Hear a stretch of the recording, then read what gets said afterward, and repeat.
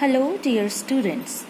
Today I'm going to explain you from the class 8 chapter number 6 The Way Through the Woods. It is written by Rudyard Kipling. Now let me tell you something about the author. Rudyard Kipling's full name is Joseph Rudyard Kipling. He was born in 1865 in Mumbai in British India. He was an English journalist and short story writer, poet and novelist. Before he became a famous writer, he worked as a journalist and editor in India. Kipling became the first English writer to win the Nobel Prize for Literature when he won the award in 1907. At the age of 42, he is the youngest recipient of the Nobel Prize for Literature till date. He was also selected for the British Poet Laureateship and knighthood, but he refused the both. Kipling's most popular work include The Jungle Book and Kim, and his poems Mandalay, Gunga Din, The Gods of the Copybook, Headings, The White Man's Burden, and If. Kipling's famous novel, The Jungle Book, has been made into a film. Now, objectives. In this chapter, we will read and understand a nature poem, learning and identify words related to nature. Learn about elements of poetry.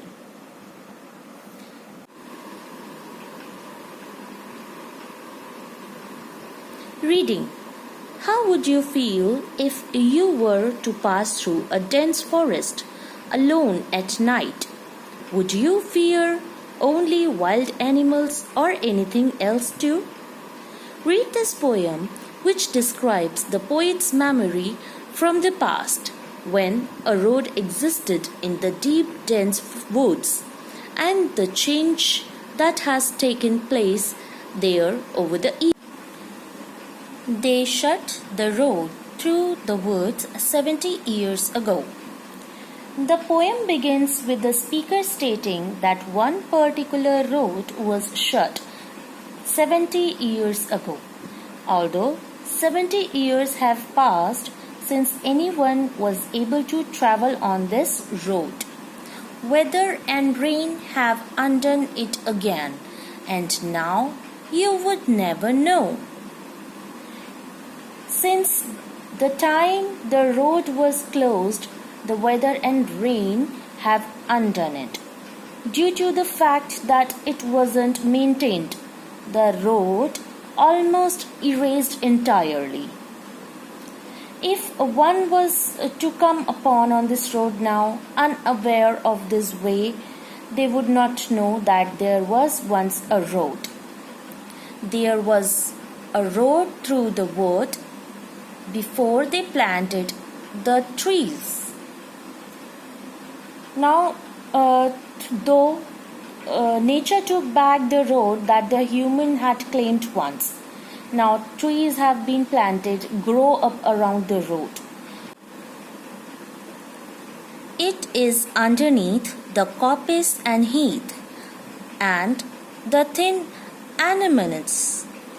Only the keeper sees that where the ring-dove broods and the badgers roll at ease, there was once a road through the woods. Now, if one wanted to search for the road, they would have to go below down the wooded area that is annually cut back to simulate the growth. But now it is not. And this is an uncultivated area. Here coppice means a small area that covered with trees or bushes. And heath means a large area of uncultivated land and covered with rough grass and wild plants. and the thin anemones. Anemones means small plants with cup-shaped flower. There is also a type of common shrub that grows wild. Anemones means wild raging expensive flower. So if a one wanted to go on that road, one should have to face these things. Only the keeper sees that where the ring-dove broods. The person keeper is the person, likely the one in charge of monitoring the area, that is able to see beyond the surface level of the forest. That person can see where the ring-dove bird, dove means bird, ring-dove broods means a dove with a semicircular back line on its neck, and broods means sits on its eggs to hatch them.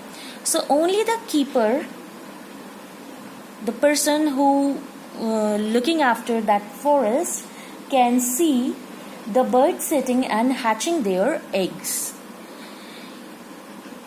And the badgers roll at ease. Badgers means animals with grey fur and black and white lines on the head. So the animals can so comfortable around the person that they can feel that they live their lives easily, comfortably. They are not afraid of the keeper. There was once a road through the woods. There was a road into the woods. Yet, if you enter the woods of a summer evening late, when the night air cools of the trout-rigged pools, where the otter whistles his mate. Here, trout-rigged pools means a pool filled with a common type of fish called trout. Otter is a small water animal with brown fur, short leg and a long tail, and mate means other half. Yet, if someone wants to enter into the forest on a summer late evening, that someone could go into that area while no one is watching. The air would be so cooling off, and the animals would be so relaxed that even that one would be able to hear the otters whistle his other half. They fear not men in the woods because they see so few. The animals have no reason to be afraid of the men because there are very few passing through the woods. You will hear the beat of a horse's feet and the swish of a skirt in the dew, steadily cantering through the misty solitude, as though they perfectly knew as the old lost road through the woods. But there is no road through the woods. Here cantering means moving at a fairly high speed. Solitude means the state of being alone, and misty means foggy. Now here in this part of the poem has a ghostly feel that one would be able to hear the sound of the horse galloping and the swishing sound created by movement of a woman's skirt among the dew-drenched grass. They are moving at a high speed through the foggy loneliness. It would seem as if the horse and the women, the rider, were perfectly aware of the forest path. But there is no road through the wood. However, no such path exists any longer. So this is the explanation of the poem The Way Through the Woods. I hope now you can understand this poem better. Thank you. Have a nice day.